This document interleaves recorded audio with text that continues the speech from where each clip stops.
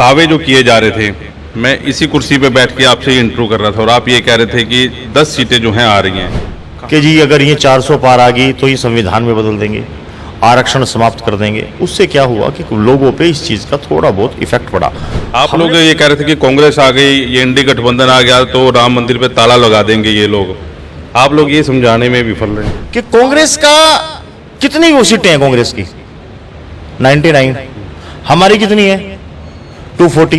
कुछ 2.25 लाख को ज़्यादा बड़ा मार्जिन नहीं है। और आप लोग बात कर रहे हैं कि हम जो सीटें हारे हैं 3 सीटें आ रहे हैं, बहुत कम मार्जिन से आ रहे हैं। बाकी जो लोग 3 सीटें जीते हैं वो भी तो बड़े कम मार्जिन से आप लोग जीते हो। जो परिस्थितियां पैदा कर दी गई इस उसके अंदर, जिस प्रकार से एक झूठ को आप बार बार बोलते रहो तो लोगों के दिमाग में कुछ बात आई होगी। और पिछले कार्यकर्ता आपसे नाराज रहे और कार्यकर्ता कहते भी रहे, मेरे चैनल पर भी आए, भाई हमारी अनदेखी हुई है। उन कार्यकर्ताओं को साथ लेकर चलेंगे, आप लोगों को जाना पड़ेगा। कौन से विधानसभा के कार्यकर्ता है आपके पास? शहरी विधानसभा के कार्यकर्ता जो भी शहरी विधानसभा के जो कार्यकर्ता नाराज थे, उसके बाद भी हम यहाँ से 60,000 वोटों से लीड कर रहे हैं। जरूरत है, कांग्रेस के पल्ले ना पहले था ना अब है और ना आगे होगा। लेकिन आपकी पार्टी के जो पहले में विधायक रहे हैं, सुरेंद्र रेवड़ी, रोहिता रेवड़ी, पूरे जोश से उन्होंने कांग्रेस ज्वाइन की थी और वो फैक्टर जो है वो भी काम नहीं आया। मुझे ऐसा लगता है कि शायद रोहिता रेवड़ी अपना खुद का बूथ हार गई हो, क्योंकि रोहिता जी स्वाभाविक है बहुत अच्छी लेडी थी, लेकिन सुरेंद्र रेवड़ी जी ने अपनी राजनीतिक महत्वाकांक्षा के चलते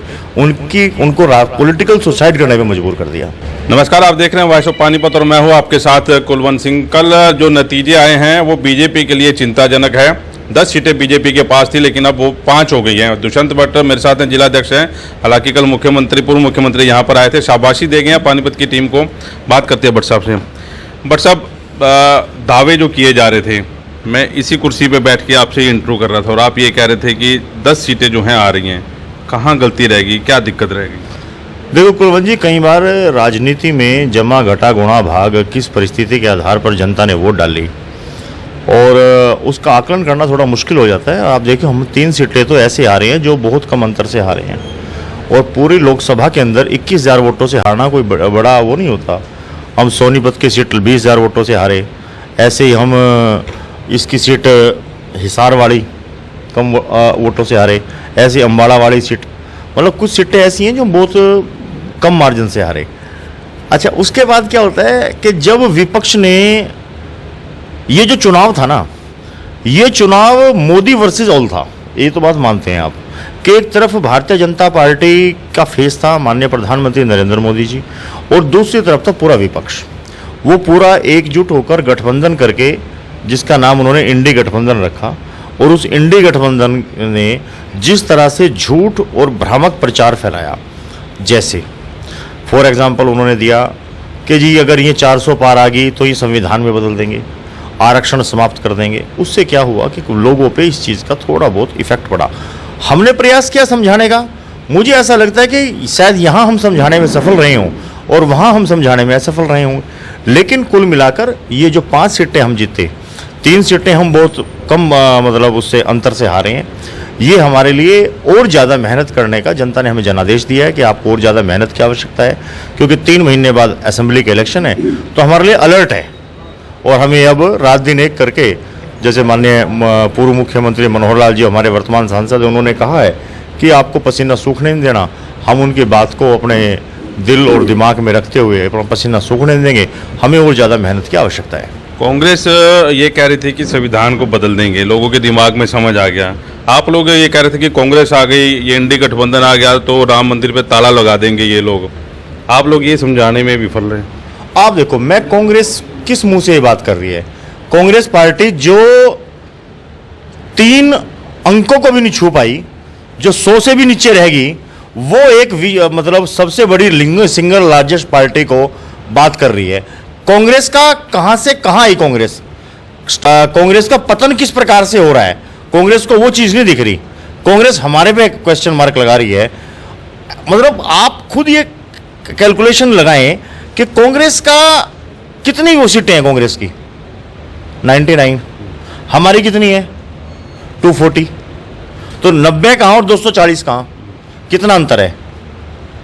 और हमारे गठबंधन ने क्लियर मेजोरिटी प्राप्त करी है।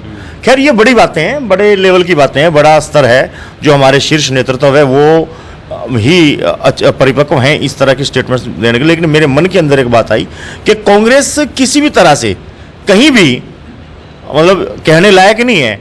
आज अगर मैं करनाल जिले करनाल लोकसभा की बात करूं, चूंकि मैं जिले का जिलाध्यक्ष हूं, मैं अपने जिले के बारे में अगर आप मेरे से ज़्यादा क्वेश्चन करेंगे तो मैं अच्छे आंसर दे पाऊंगा, क्योंकि मेरे पास एक जिले का दायित्व है। जिले के दायित्व के हिसाब से ही आपसे बात करता हूँ, क्योंकि कुछ 2.25 लाख को ज़्यादा बड़ा मार्जिन नहीं है। और आप लोग बात कर रहे हैं कि हम जो सीटें हारे हैं, 3 सीटें हारे हैं, बहुत कम मार्जिन से हारे हैं।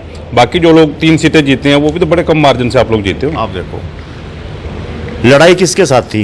एक तरफ तो मनोहर लाल जी चुनाव लड़ रहे थे, दूसरी तरफ दिव्यांशु बुद्धि राजा चुनाव नहीं लड़ रहा था। दिव्यांशु बुद्धि राजा के साथ समस्त विपक्ष इकट्ठा होकर चुनाव लड़ रहा था, चाहे वो जजपा का देवेंद्र सिंह का ध्यान था, चाहे वो आम आदमी पार्टी के कार्यकर्ता थे, चाहे वो कांग्रेस के लोग थे, चाहे वो इनेलो के लोग थे। सारे का सारा राजनीतिक दल, सारे के सारा राजनीतिक वोट बैंक इकट्ठा हुआ एक मनोहर लाल को हराने के लिए। उसके बाद भी मनोहर लाल को छू तक नहीं पाए। हमने यहाँ से 2,36,000 वोटों से विजय प्राप्त की है। पानीपत जिले की लीड 1,32,000 वोटों की लीड है। ये पूरे करनाल जिले से भी ज़्यादा की लीड है। आप ये देखो ना कि हम लड़ाई लड़ रहे हैं चुनाव ईमानदारी के साथ, और वो किस प्रकार की धूर्तता के साथ चुनाव लड़ रहे हैं कि इकट्ठे मिलकर चुनाव लड़ रहे हैं सारे के सारे। दिव्यांशु चुनाव नहीं लड़ रहा था, मोदी वर्सेस ऑल ये चुनाव था यहाँ। लेकिन उस छोटे से लड़के ने, 31 साल के लड़के ने हिलाकर तो रख दिया आप लोगों को। अच्छे वोट मार्जिन ना चाहे, इतना अच्छा वोट मार्जिन करना ये आसान बात नहीं। कहाँ हिला के रख दिया आप बताओ ना, हिलाया कहाँ। अब आप हमने अपना जिस तरह से चुनाव में लड़ा और जो हमने अपना वोट लिया, जजपा का वोट कहाँ गया, बसपा का वोट कहाँ गया, जजपा का, बसपा का, इनेलो का वोट कहाँ गया, जो और दूसरे राजनीतिक दल थे उनका वोट कहाँ गया। सारा जब इकट्ठा वोट होके कांग्रेस पे डल रहा है और फिर आप कह रहे हो उसने हमें हिला दिया। हम तो हिले नहीं, हम तो मजबूती के साथ अपने वोट बैंक के साथ लीड लेके चले। फिर भी 2,36,000 और 6.5 लाख कहाँ गए। गुरुदेव 2,36,000 आज हमने लिया। जो परिस्थितियां पैदा कर दी गई इस उसके अंदर, जिस प्रकार से एक झूठ को आप बार बार बोलते रहो तो लोगों के दिमाग में कुछ बात आई होगी। और हमने अच्छा प्रदर्शन किया, मैं ये मानता हूं, और हमें और बेहतर सुधार करने की आवश्यकता है, हम ये भी मानते हैं। अभी विधानसभा चुनाव की तैयारियां होंगी कल से, जैसे अभी मनोहर लाल जी कह भी रहे थे पसीना सूखने नहीं दूंगा, आप तैयारियां करो, क्योंकि इस बार टफ फाइट है। कांग्रेस का अच्छा प्रदर्शन, आप लोग कहेंगे कांग्रेस अच्छा प्रदर्शन नहीं किया। 51 विधानसभा पे उनका अच्छा प्रदर्शन रहा, उन्होंने जीती हैं, और पूरे हरियाणा के जो है विधानसभा चुनाव होने वाले हैं। इसके लिए क्या तैयारियां हैं, क्योंकि अब पिछले कार्यकर्ता आपसे नाराज रहे और कार्यकर्ता कहते भी रहे, मेरे चैनल पर भी आए, भाई हमारी अनदेखी हुई है। उन कार्यकर्ताओं को साथ लेकर चलेंगे, आप लोगों को जाना पड़ेगा। कौन से विधानसभा के कार्यकर्ता है आपके पास? शहरी विधानसभा के कार्यकर्ता जो भी शहरी विधानसभा के जो कार्यकर्ता नाराज थे, उसके बाद भी हम यहाँ से 60,000 वोटों से लीड कर रहे हैं, तो इसका मतलब उन कार्यकर्ताओं को प्रभाव नहीं है ना। अगर जो भारतीय जनता पार्टी का सही में कार्यकर्ता होगा, वो युद्ध के समय में शिकायतें नहीं करता, वो युद्ध के समय में काम करता है। शिकायत करने के लिए हमारे पास 5 साल होते हैं, 4.5 साल होते हैं। हम खूब शिकायतें करते हैं, खूब लड़ते भी हैं, लेकिन जब युद्ध होता है, जब चुनाव होता है, तो हर कार्यकर्ता का दायित्व बनता है कि वो फील्ड में काम करे, ना कि ड्रामेबाजी करे। लेकिन ये भी है कि लोकसभा के कुछ मुद्दे कुछ और होते हैं, विधानसभा के कुछ मुद्दे और होते हैं। मैं कुलवंत जी आपसे एक बात कह रहा हूँ कि जो लोगों ने नौटंकियां करी वो लोग शहरी विधानसभा के थे, और शहरी विधानसभा हम जीत रहे हैं 60,000 वोटों से, तो उनकी नाराजगी का कितना असर था। हाँ, दबाव बना रहे थे। बिल्कुल स्वाभाविक है। इस तरह के नाटकबाज लोगों से दुष्यंत भर तो प्रेशर मारने वाला नहीं है। मैं मतलब बिल्कुल स्ट्रेट फॉरवर्ड हूँ और काम करता हूँ, मेहनत करता हूँ। कार्यकर्ता से भी मैं ये अपेक्षा करता हूँ, और जिन कार्यकर्ताओं ने इस चुनाव के अंदर रात दिन एक किया, उनके चरणों में मैं नतमस्तक हूँ और उनको नमस्ते करता हूँ। लेकिन कागजी और हवाई जो लोग हैं उनसे मैं एलर्जेटिक हूँ। अभी चारों विधानसभा की बात चल रही है, अब क्या तैयारियां, किस तरह की तैयारियां विधानसभा में जुटेंगे अभी, क्योंकि 3 महीने सारे रह गए और तैयारियां बहुत ज़्यादा कर रही हैं।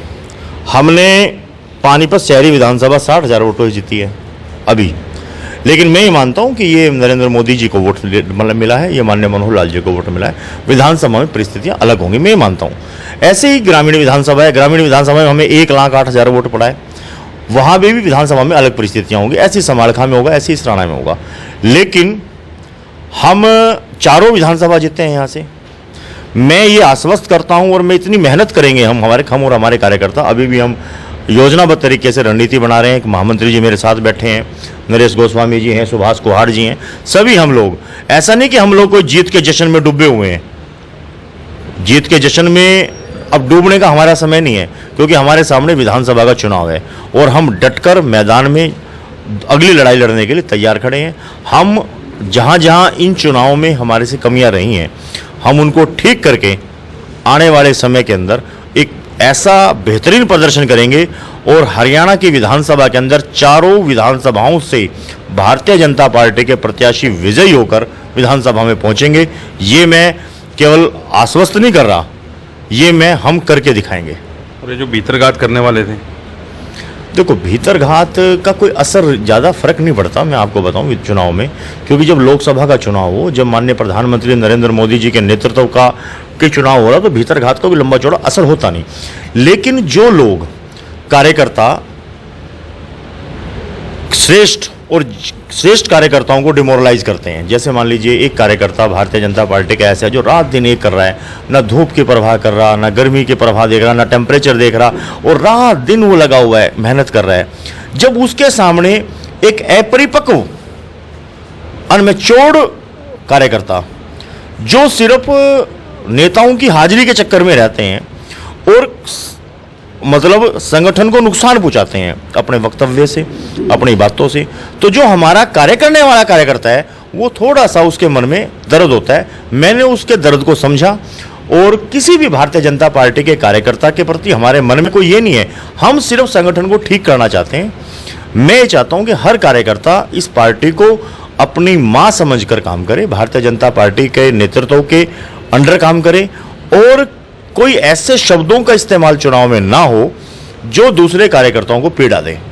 हम सब पार्टी के काम कर रहे हैं।